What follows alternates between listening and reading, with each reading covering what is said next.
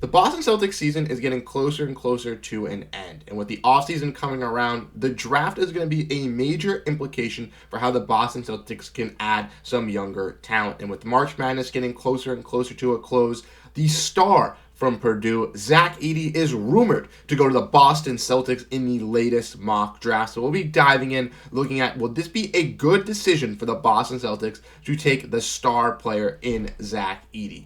All of that and more on this episode of Celtics Digest. I'm Bruce Veliz. Before we dive in on this Zach Edey news, if you guys enjoy the content here, if you guys enjoy these types of videos, make sure to hit the subscribe button as we try to get to 4,000 subscribers here on Celtics Digest. Check out the links in the description as well to check us out on Twitter and to check us out in Discord, where you guys can communicate with other Boston Celtics fans like myself. But without further ado, let's get ready to go into this video. Make sure to grab a snack, as it is going to be a jam-packed episode as we dive in looking at the Celtics possibly landing a college star here in the draft class. Now, as you guys know, the Boston Celtics are a team that is in the second apron here. So therefore, for this Celtics squad, it's going to be a little bit difficult for them to add some depth for this squad. We obviously know they got a star-studded stacked five. They also have, to extend Derrick White, extend Jrue Holiday, extend Jayson Tatum. So it doesn't look like free agency is going to be a key place for the Boston Celtics to add some big rotation guys, or even just some guys to fill at the bottom of the roster. It's looking like the low end of the draft is where the Celtics are going to have to bolster and build up through this place. And it's looking like a guy in Zach Edey could be that guy. If we want to look and talk about this, we can see from Celtics Unite 18 here on Twitter that Zach Edey is projected to go to the Boston Celtics at pick 30 in the latest mock draft. Now, if you guys don't really know that much about Zach Edey, he's had a stellar career at Purdue the last couple seasons, and he is regarded as the college basketball's best player this year. He led Purdue to a #1 seed in the March Madness tournament, and they are currently in the Final Four as one of the 2 1 seeds remaining left in the tournament. If we want to look at Zach Edey's stats in college, you guys can see his first year averaged around 7 points, sophomore year averaged around 14 to 15, but the last 2 years he's been stellar for this Purdue squad. 22.3 points with 12.9 total rebounds, shooting around 74% from the free throw last season,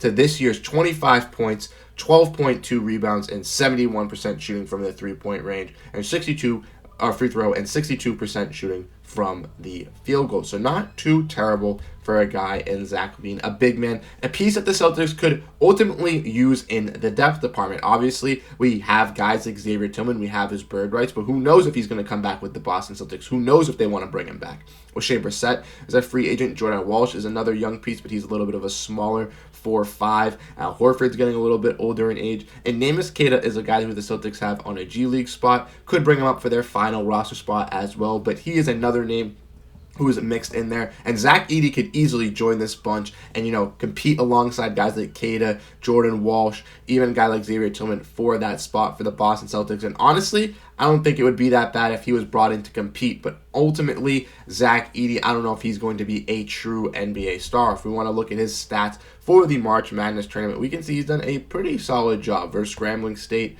put up around 30 points and 21 rebounds versus Utah State, Neemias Queta's alumni, 24 rebounds, 23 points. And then versus Gonzaga and Tennessee, obviously had some big-time matchups, 27 and 14. And then versus Tennessee, 40 and 16 rebounds. This man has been tearing up the college scene, proving to be, the most prominent, the most defining player in college basketball. Obviously, he's not going to be #1. He's not, a rookie type guy. He's not a young, promising prospect, but he's a guy who could help out an NBA roster. Now, in my opinion, do I think he can help out the Boston Celtics to be a legitimate piece?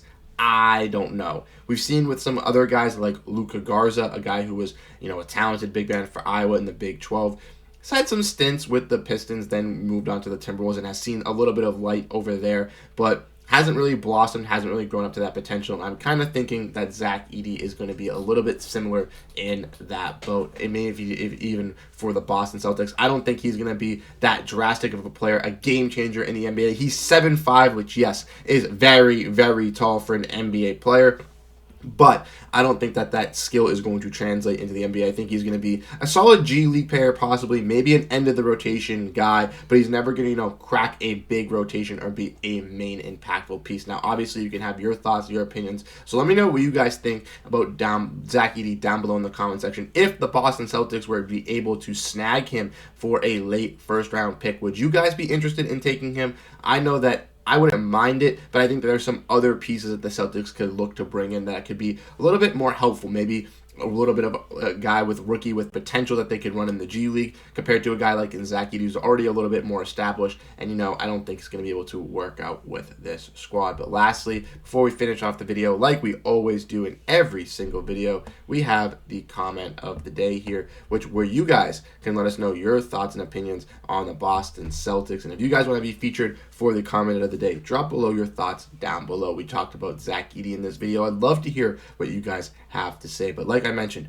our last video, we talked about Sam Hauser and how impactful he's been for the Boston Celtics. And we have another fantastic comment there from Brian Kane 460, with saying that Sam Hauser has been a great bench piece and he's improving tremendously. And I can't agree more with your comment there, Brian. Sam has done a complete 180 on me this season. I was not the biggest fan of him. Didn't think he'd have that great big of a year for the Boston Celtics, but man, oh man, was I wrong. I thought Payton, Pritchard, Svi Mykhailiuk were going to be those two shooters off the bench. Nope, it has been our guy Sam Hauser, and he has erupted for this squad. Like I mentioned, he's gone off in the last couple months. He had 30 versus the Washington Wizards before getting injured and almost broke the Boston Celtics 3-point record on St. Patrick's Day. He then followed those up.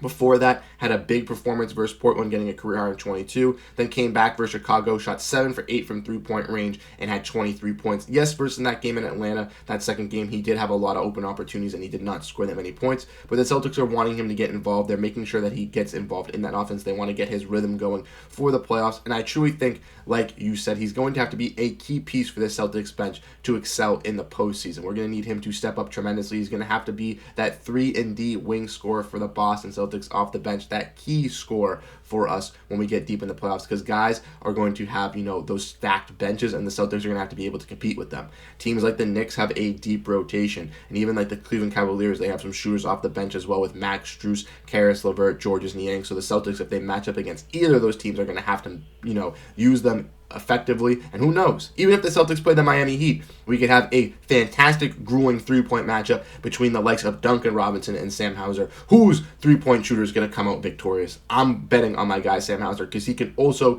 knock down that 3-point ball but be a fantastic defender at the rim. But like I mentioned, let me know what you guys think down below in the comment section about Zach Edey possibly coming to the Boston Celtics as a late round first pick. In my honest opinion, like I mentioned, I don't necessarily really like it. Maybe in the second round, I take my chances on him, bring him in as a high flyer. But if we want to take our late first round pick, I want to take a guy on that has potential. I want to take it on a young guy. I want to build through that like we have with the CBA. We've already done that with Jordan Walsh. Get another guy, put him in that G League, let him develop, maybe get a year or two in there, and then when the Celtics look to, replace some guys like Horford, like Jrue Holiday, when they get older, we can have these young rotation players ready to go. But like I mentioned, if you guys enjoy the content, if you guys enjoy this Boston Celtics news, make sure to check out the videos posted up top. Make sure to hit that subscribe button. Make sure to check out our links on Twitter and Discord down below in the description. And I'm Bruce Veliz. I'll catch you guys in the next Celtics Digest video. Have a great one, guys. Peace out.